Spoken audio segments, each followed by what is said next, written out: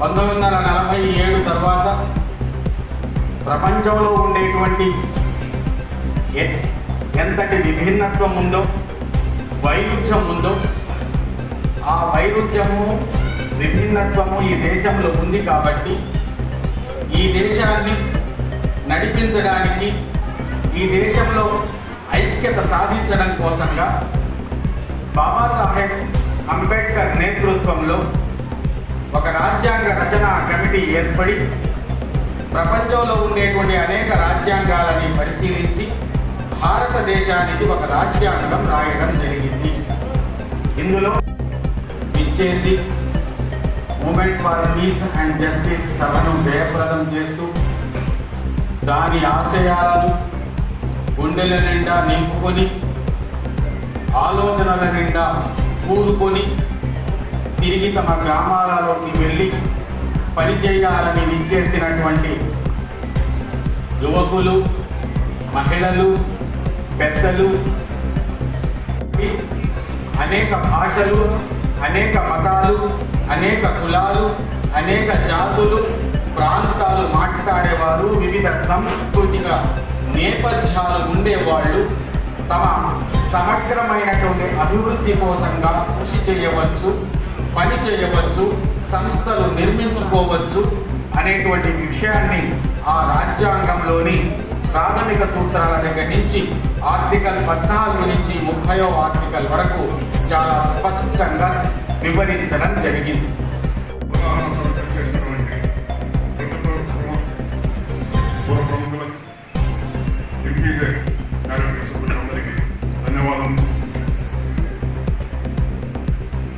ఆత్మశుద్ధి లేని ఆచారం అధియేన, బాండశుద్ధి లేని పాకమేన, చిత్తశుద్ధి కలిగి చేసిన పుణ్యము కొంచెమైన అది పదవు కాదు, విశ్వదాభిరామ వినరవే. వేమన ఏనాడో చెప్పినాడు, ఒక చిన్న పని మనం చేస్తే దాని ఫలితం చాలా గొప్పగా ఉంటుంది. మనం చేసే పని గొప్పది కావాల్సిన అవసరం లేదు. చిన్న పని, ఒక గ్లాసు మంచినీళ్ళు ఇచ్చినా కూడా దాని ఫలితం చాలా బాగుంటుంది. ఈరోజు ఈ ఎంపీజే కార్యక్రమం చేయడం ఒక శుభ పరిణామం. కానీ అందరూ చాలా చక్కగా మాట్లాడినారు. నా వాస్తవ పరిస్థితులు అవి.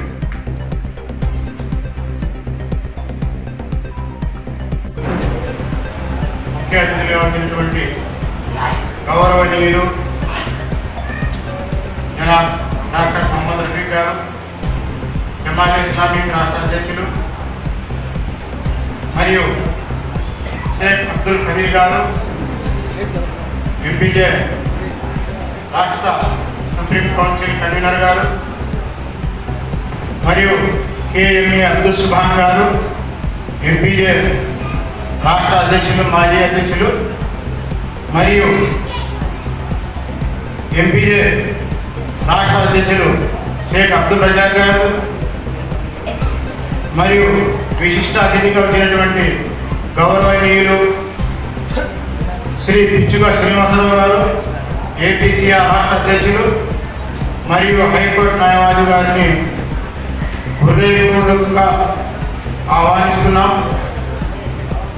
మరియు ఈ సభకు వచ్చినటువంటి సోదరులందరికీ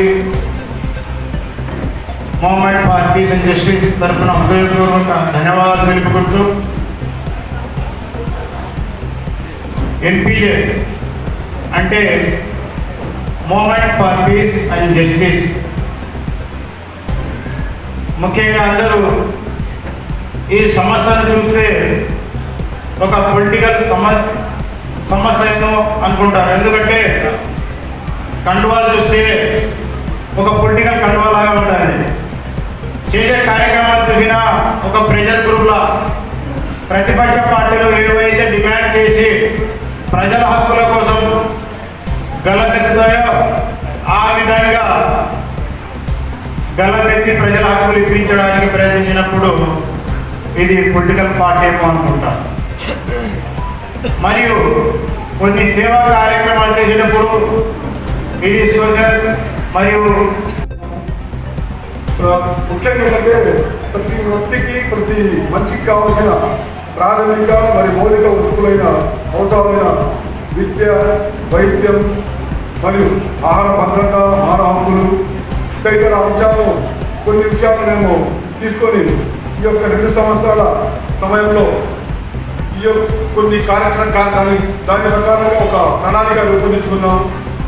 ఈ యొక్క విద్యా హక్కు చట్టం కింద మనం ఏ కార్యక్రమాలు చేయాలి, వైద్య హక్కు చట్టం కింద మనం ఏ కార్యక్రమం చేయాలి, ఆహార భద్రత విషయంలో కొన్ని కార్యక్రమాలు, మానవ హక్కుల విషయంలో కొన్ని కార్యక్రమాలు, అలా కొన్ని సంక్షిప్తంగా కొన్ని కార్యక్రమాలు 2 సంవత్సరాల్లో తయారు చేస్తున్నాం.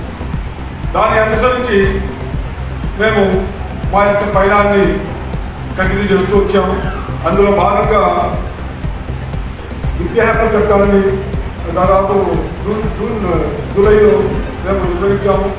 అందులో దాదాపు 30 PMC అంటే ఇస్తాము, మీ ఏ సమస్య తీర్చాలని మేము ముందు ఉంటామని చెప్పే సంస్థే movement for peace and justice ఈ దేశవ్యాప్తంగా స్థాపించడం జరిగింది. చూస్తున్నాం, ఇదేనా ఈ సమస్యనా, వేరే సమస్యలు ఉన్నాయి కదా, ఆ సంస్థలో ఎందుకు మనకు పెట్టాలంటే వేరే సంస్థలు ఉన్నాయి, వారి ఉనికి వేరు. మీకు తెలుసు, వాళ్ళు ఎన్నో లాభాలకు కానీ లేదు మీ ఓటు బ్యాంకులు దోచుకోవడం కానీ ఇలాంటి కార్యక్రమానికి మీరు వాడుకుంటారు తప్పగా movement for peace and justice ఎలాంటి లాభాపేక్ష లేకుండా మీ సమస్యలు తీర్చడానికి గట్టిగా ప్రయత్నం చేసే ఏకైక సంస్థ మన భారతదేశంలో ఉందంటే ఒక movement for peace and justice అనే నేను కంటవాళ్ళగా చెప్పగలుగుతాను. ఎందుకంటే ఎన్నో సమస్యలు చూస్తుంటాను, ఎన్నో జరుగుతుంటాయి, ఎన్నో విధాలు చూస్తున్నాం. ఆ సమస్యల పైన ఏకదాటి పైన తీర్చడానికి ప్రయత్నం చేస్తుంది movement for peace and justice తెలుపుతూ, మరి రాష్ట్ర వ్యాప్తంగా కాకుండా రాయలసీమ మహాసభ ఏర్పాటు చేయడానికి పెద్దలు నిశ్చయించారు. దానికి అనుగుణంగానే మేము మా కృషి చాలా ప్రయత్నం చేశాము. అందుకోసమే అనుగుణంగా మేము ఈ జిల్లాలోనే మేము 4 యూనిట్లు ప్లాన్ చేసినాము. ఒకటి ఏరుగుట్ల, మైదుకూరు, జమ్మలమడుగు, మరి ధర్మ ప్రాజెక్ట్ ఇక్కడ కూడా చేశాం. మరి అనంతపురం అయితే తిరుపతి నుంచి వచ్చారు, మరి చిత్తూరు జిల్లాల నుంచి వచ్చారు, అనంతపురం నుంచి వచ్చారు, మరి కర్నూలు జిల్లా, మరి సత్యసాయి, ఈ 8 జిల్లాల నుంచి కూడా మరి పట్టణ అక్కడ అధ్యక్షులు తెలివి మరి జిల్లా అధ్యక్షులు కూడా అక్కడ వచ్చినారు. వారు కూడా సాధించాలంటే చాలా కష్టమైన పని. దాన్ని ఎంపీజే వాళ్ళు సంస్థ దాన్ని తన భుజాల మీద తీసుకుంది. ఈరోజు కరెక్ట్గా ఇవాళ పేపర్లో చూస్తుంటారు మీరు. గత 2 సంవత్సరాల నుంచి ప్రపంచంలో జరుగుతున్న గాజాలో కానీ పాలస్తీనియాల మీద జరుగుతున్న దాడి, దానికి సంబంధించిన కాల్పుల విరమణ ఇచ్చేసి ఒక శాంతి ఒప్పందం జరిగిందనేది అది ఈరోజు కావడం కూడా మనం ఇచ్చేయాల్సింది. ఎందుకంటే ఇప్పుడు దాకా కళేబరాలు, మృత కళేబరాలు, తర్వాత అక్కడ చనిపోవడం, పిల్లలు చనిపోవడం, ఆకలి కేకలు, ఆకలి లేక చనిపోవడం, ఆహారం దొరక మనం ఆత్మ పరిశీలన చేసుకోవాల్సిన ఆవశ్యకత ఎంతైనా ఉంది. సామరస్య సామ్యవాద రాజ్యాంగం అంటే వాస్తవంగా ప్రతి ఒక్కరికి అందులో వారి హక్కులు పూర్తిగా అందాలి, చెందాలి. కానీ ఈరోజు ఆ పరిస్థితి ఎంత మాత్రం అమల్లో ఉందో మనం కనుక చూసుకుంటే ఒక నిరాశాజనకమైనటువంటి పరిస్థితులు మన కళ్ళ ముందు కనబడతాయి. ఎవరైతే ఈ రాజ్యాంగాన్ని అమలుపరిచారో స్వయంగా ఆ పాలకులే దీనికి తూట్లు పొడుస్తున్న సంఘటనలు మన కళ్ళ ముందు మనం చూస్తూ ఉన్నాం. స్వయంగా రాక్షసులు